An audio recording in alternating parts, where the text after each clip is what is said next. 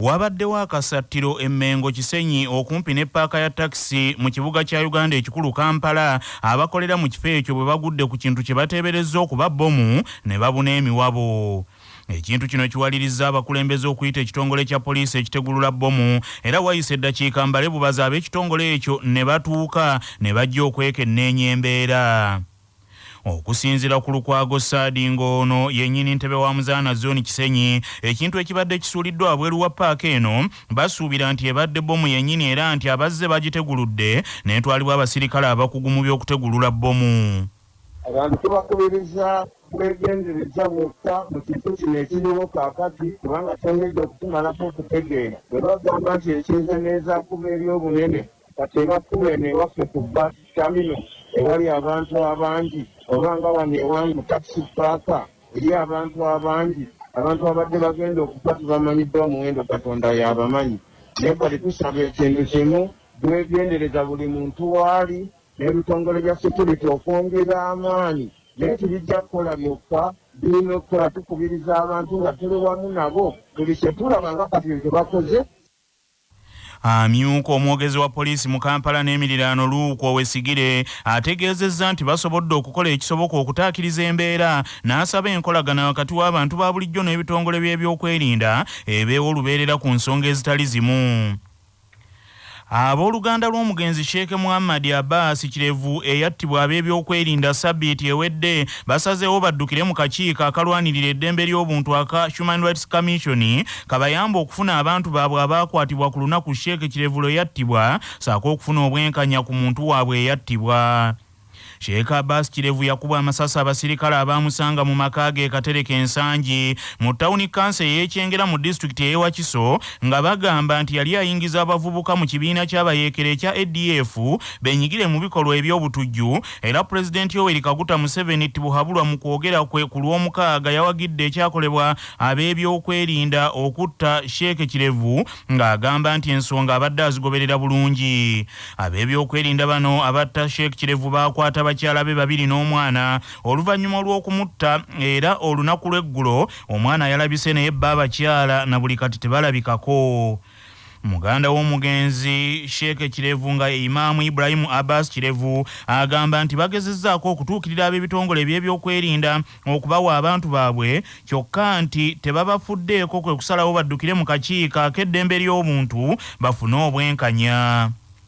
Bano era bagamba nti muganda waabwe kaakano omugenzi ebbanga lye bamaze naye tasibwangako yadde okuwulirwa mu buzzi bw'emisango naye beewuunyizza okuwulira nga Pulezidenti Yoweri Kaguta Museveni agamba nti ono yali aweereddwa ekisonyiwo nga kaakano baagala beeyambisa akakiiko kano okufuna fayiro eraga ekkomera n'omwaka omugenzi mwe bamusibiranga abakulu bwe bagamba era boogere ne lwe baamuwa ekisonyiwo.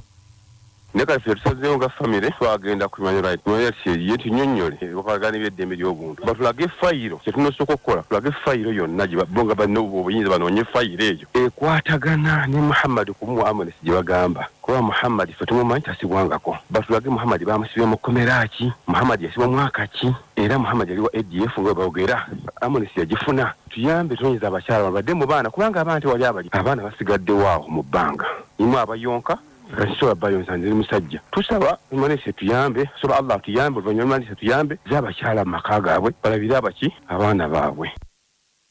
Ebyo ng'obitadde ku mabbali ekibiina ky'ebyobufuzi ekya Forum for Democratic Change kitabukidde ebitongole by'ebyokwerinda olw'okuttanga abantu abateeberezebwa okubeera abatujju ne bagamba nti kino kikyamu nnyo. Kino kijjidde mu kiseera nga waliwo abantu abawerako abazze battibwa abasirikale ate nga babadde bateebereza okuba abatujju.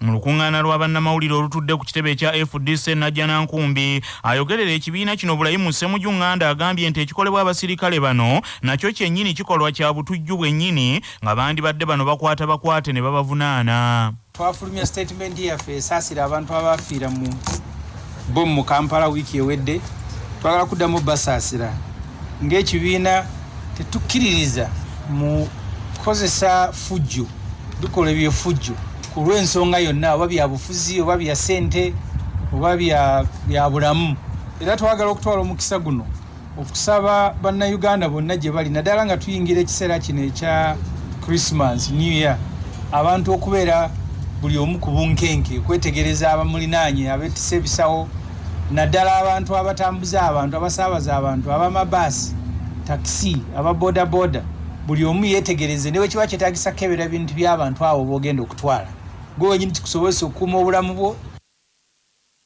Burayimu Ssemujjunganda mu ngeri y'emu agambye nti baagala okumanya obanga gavumenti ya kuno eremereddwa omulimu gw'okulwanyisa abatujju kubanga ensonga eno erudde nnyo mu ddiiro.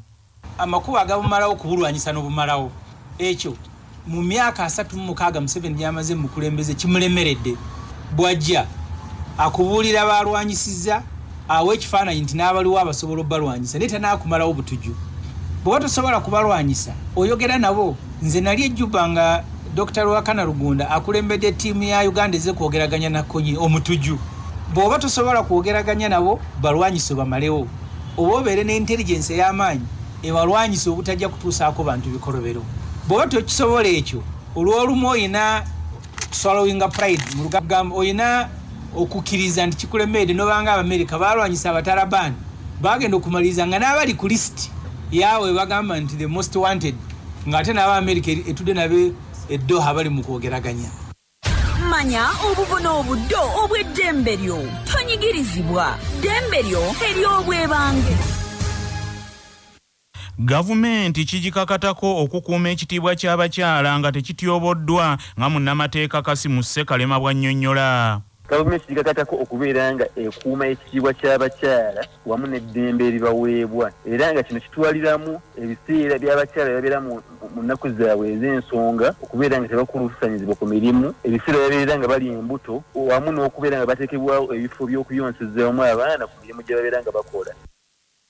Abatuuze mu muluka gw'ekigezi mu gombola y'e Maddu mu disitulikiti ey'Egomba baguddemu ekyekango laddu bw'essente z'omutuuze eziwerera ddala 11. Omusasi waffe Patrick Serugo ali Gomba n'ebikirawo. Bino biguddewo ssaawa nga 10 ng'obudde bunaatera okukya ku ddundiro lya Profesa Gombya Ssembajja William erisangibwa ku kyalo Kiwangula mu LCA Luvule mu muluka gw'ekigezi Maddu Gomba nga laddu okutta ente ezo enkuba ebadde etonyerera mu kitundu ekyo. Okusinziira ku Abudu Kasule nga yakulira ebyobukuumi ku ddundiro lya Profesa Gombya Ssembajja William ategeeza CBS nti abalaalo ku ddundiro eryo bamukubidde essimu nga bamutegeeza nti laddu essente ze nti era akamyanso bwe kamaze okusala bageze okulaba ng'ente zisanyaladde n'ekidiridde kufa nga ente ezifudde kika kya Boran nga buli ente ebalirirwa obukadde bwa shillings obutaka wansi wa 5 naye nga muzifudde kubaddeko ez'amawako 7. Mbadde ndi awo muganda wange omu ku bakulu era abakola mu faamu omwo naye nga wa security nankubira n'angamba nti ente za mukamaawo zikubiddwa laddu yanguwa otuuke wano ngenza okutuukawo nsanze ente 11 zonna zikubiddwa laddu. Ssentebe wa LCA Luvule Kigezi nga ye Kigozi Mike agambye nti kibatiisizza nnyo n'agattako nti abadde tawuliranga ku laddu ekuba mu biseera eby'ekiro. Mu kiseera kino ente ziweereddwa abatuuze era bali mu kugabana nnyama. Kula CBS nze Patrick Serugo. Omubaka wa gavumenti atuule wa Kiso Justin Mbabazi atabukidde aba LC mu disitulikiti eyo abeesuuliddeyo ogwa Naggamba mu kuwandiisa abatuuze abasenga mu bitundu byabwe n'agamba nti kyabulabe eri ebyokwerinda by'abatuuze be bakulembera. Justin Mbabazi agambye nti banywezezza ebyokwerinda mu disitulikiti naye nga bakyalina okusoomozebwa okw'abakulembeze ku byalo abakyagaanye okuwandiika abatuuze bonna ku byalo byabwe. Twali twabategeezaako dda mu meetings zaffe ez'ebyokwerinda kibaddemu bupya okuwandiika abantu abali mu bitundu byabwe. Kyannaku nnyo tuyinza okusanga awo waliyo ssentebe atamanyi n'abatuuze be. Olw'ensonga eyo njagala basaba n'obbakubiriza nti omuntu yenna ne bw'ajja olwaleero mu kitundu kyo ng'oli ssentebe twala obuvunaanyizibwa omuntu oyo muwandiike omanye ebimukwatako byonna okulaba nti tulwanyisa kati embeera ey'obutujju owoolyawo eri mu ggwanga lyaffe. Mu ngeri y'emu RDC Justin Mbabazi ayisizza ekiragiro eri abatwala ebifo ebikuŋŋaanya abantu abangi omuli amasinzizo obutale n'ebirala okuteeka essira ku byokwerinda nga tebakkiriza bisawosawo okuyingizibwa mu bifo nga bino. Embeera kati gye tulimu mbeera ya byakwerinda so kya buvunaanyizibwa bwa buli munnayuganda oba bwa buli muntu w'ewakiso okulaba nti kati ekifo kyonna ky'obeeramu naawe mwennyini obeera wa byakwerinda. Ekisooka ebifo kati bye tukuŋŋaaniramu okugeza nga ebifo ebireeta abantu abangi bwe bikuŋŋaanya abantu abangi ng'obutale tubeegayiridde omuntu yenna kati agenda mu katale omuntu gw'osanzeeyo gw'otamanyi mwegendereze nnyo ate omutunuulire nnyo okulaba nti oba oli awo tavaako bulaba ati ebifo ebirala masinzizo era twagala okusabira nnyo bakadde baffe abatutwala mu madiini ag'enjawulo okulaba nti kati oba oli awo omulabe naye ayinza ate okutajetinga amasinzizo ne tusanga ng'abantu baffe oba oli awo ate ne basamanya babigendeddemu. Abantu ba Ssaabasajja Kabaka mu ssaza Ssingo bajjumbidde enteekateeka ey'okugaba omusaayi etandise olunaku olwaleero. Omwami wa Kabaka ow'essaza Ssingo Mukwenda David Nantajja asinzidde ku mbuga ey'essaza wali ku Matutuma mu kibuga Mityana n'asaba bannassingo bweyongera okugaba omusaayi bataase bannayuganda abafa olw'ebbula lyagwo. Eza nkokola mu ggombolola eno etwala ekitebe mu Myuka Busimbi mu ggombolola Ssaabagabo Ssekanyonyi ne mu ggombolola ya Musaale Bulera. Eggombolola ezo ssatu waliwo twetoolooledde era tukakasa nti bwe tunaazibira omulimu gujja kubeera mulungi ddala.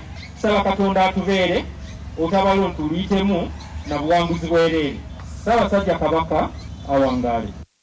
Baba ekibiina ekyabagalagala ba Kabaka abamu ku abo ababugiriza omutanda ng'alambula Obuganda okuli Rodin Kilonde, Paulo Kaweesa, Paulo Kayiza Jime n'abalala beeyanzizza omutereggo olw'enteekateeka eno ey'okugaba omusaayi ne bawera nti bakukunga abantu baggweeyo bonna bagaba omusaayi mu Ssingo Ssingo ekwate ekisooka.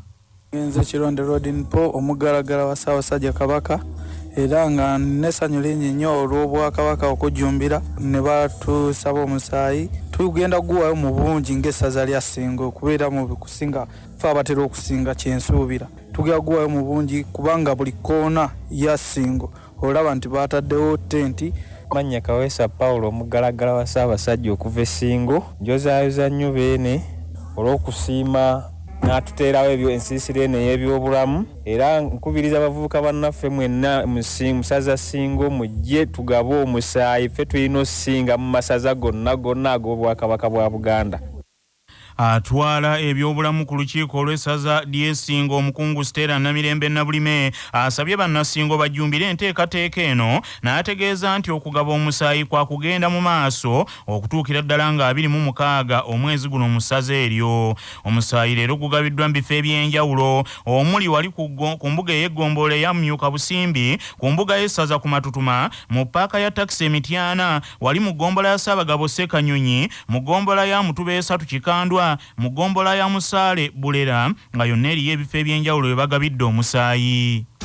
Amawulire g'ebyemizannyo mu mawulire gaffe agacya Basafama. Ekibiina ekiddukanya omupiira mu Uganda ekya FUFA kirangiridde abazannyi 3 abagenda okuvuganya ku ngule ey'omukyala asinze okukyanga endiba omwaka guno 2021. Abazannyi bano abasunsuddwamu okuvuganya mu ngeri ey'enkomeredde ye Daisy Nakaziro ne Fazira Ikwapuuti abakirabu eya Lev Doves ne Fauzia Najjembo wa kirabu eya Kampala Queens. Olukalala lubaddeko abazannyi 5 era 2 basuuliddwa okuli Joan Naggayi owa kirabu eya Shimaruns ne Margaret Kunihira owa kirabu eya Kawempe Muslim. Okulangirira omuwanguzi kugenda kubaawo nga nnyo omwezi ogw'e12 ku wooteri Speak Resort e Munyonyo era omuwanguzi wa kwewangulira emmotoka kapyata. Bannaffe amawulire ag'essaawa eno bwe gatyo bwe gagenze tova ku laadiyo ey'obujjajja.